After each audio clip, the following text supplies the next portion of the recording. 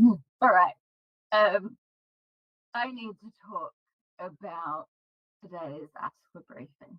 I've just finished watching it. I have had the time to make myself a green tea. This is green tea.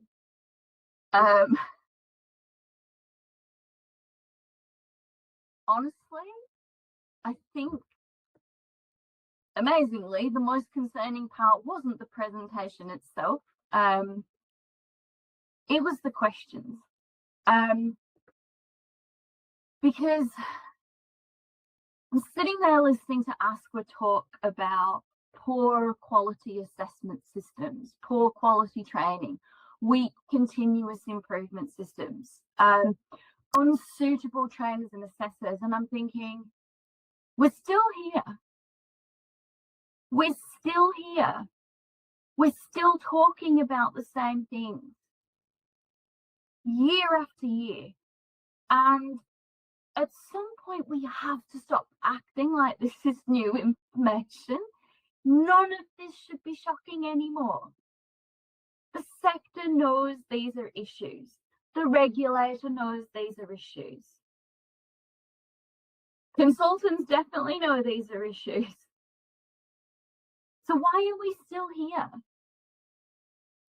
And then I started reading the chat questions, and honestly, I think that answered my question. Because so many of the questions weren't really about quality. They were about certainty. Exactly how many? What counts? What's the minimum? What qualifies? How many validations? How many hours of industry currency? Is it mandatory? Do we need this? Can we use this instead? And I just kept thinking, some parts of the sector are just desperately waiting for the regulator to tell them exactly how to run an RTO.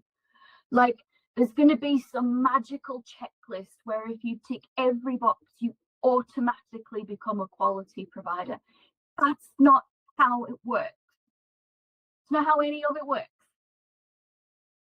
The new standards aren't written to spoon feed the sector. And they're not designed to eliminate professional judgment. In fact, they're actually pushing in the opposite direction. They're basically saying, use your brain, understand your learners, understand your risks, understand your training products, understand assessment, understand your cohort, understand your industry, make informed decisions, be able to justify your actions. Now, honestly, I do think that this is terrifying some people because professional judgment requires actual capability, not template collecting, not copying another RTO, not buying resources and assuming they're compliant, not asking various LinkedIn groups what the minimum is, actual capability. And this is the thing that I keep coming back to. The regulator keeps talking about poor assessment systems because large parts of the sector still fundamentally misunderstand assessment. Not just the paperwork, the actual purpose of assessment. The regulator keeps talking about poor training because some providers are still trying to work backwards from the shortest possible duration instead of forwards from what learners actually need. The regulator keeps talking about continuous improvement because updating a spreadsheet once a year isn't continuous improvement, it's admin. And even today, one of the themes coming through the slides was essentially know your learners, context matters, use judgment, maintain integrity, continuously monitor and continuously improve. None of that is revolutionary. It's good practice. For an education provider, that is good practice. It's what quality should already look like. But I think part of the problem is that the sector has just become so conditioned by compliance anxiety that people are trying to remove all uncertainty from decision making. They want black and white answers for everything.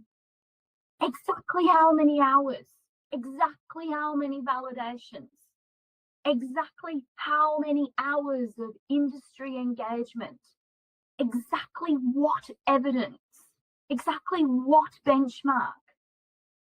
Education doesn't work like that because human beings don't work like that.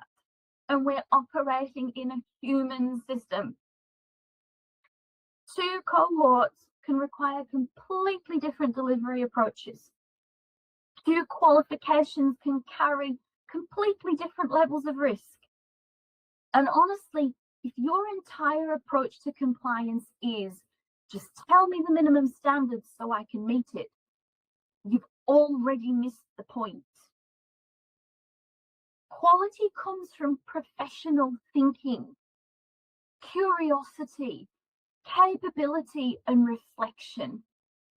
And look, I do want to be really clear here. This isn't me saying that the regulator gets everything right, because they don't. Offline, I'm pretty vocal about the problems in this sector. The fear culture, reactive regulation, instability, the way that good providers often get caught in the chaos that's created by poor ones. And I totally understand why people are frustrated. I'm frustrated too, can you tell?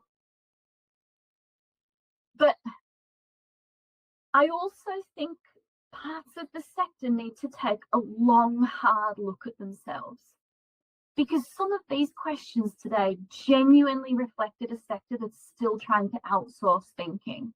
We're not even going to get into the AI stuff. Some point that has to stop. The regulator isn't going to build your systems for you, and the standards aren't going to think for you. Consultants aren't going to magically save an organization that refuses to build internal capability. And honestly, if your organization doesn't currently have the capability to make sound educational, governance, and quality decisions internally, then stop pretending that it does. Find people who can help you. Develop your staff properly. Invest in leadership capability, in educational capability, in assessment capability. Because the answer to sector instability isn't more shortcuts, and it's definitely not more compliance theatre. It's capability, real capability. Okay,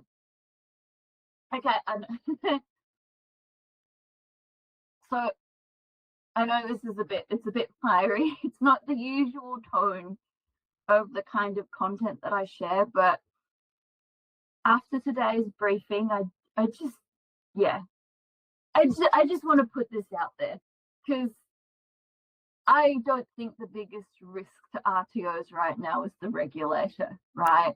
The biggest risk is a sector that still wants certainty more than it wants to actually engage in quality practice. And if you've made it to the end of my rant, thank you.